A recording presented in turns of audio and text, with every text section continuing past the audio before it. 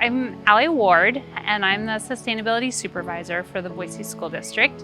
So we have been thinking about our rooftops and the potential to add solar for a long time, and I feel very proud that Boise School District is just moving forward with these projects when we can.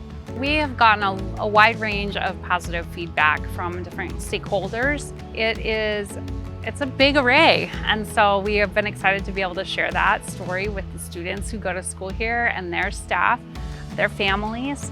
There's also the opportunity to think about the costs that we did not spend on powering this building today because we were able to produce energy to offset that power. Really, it's about being as responsible as we can with the resources that we have.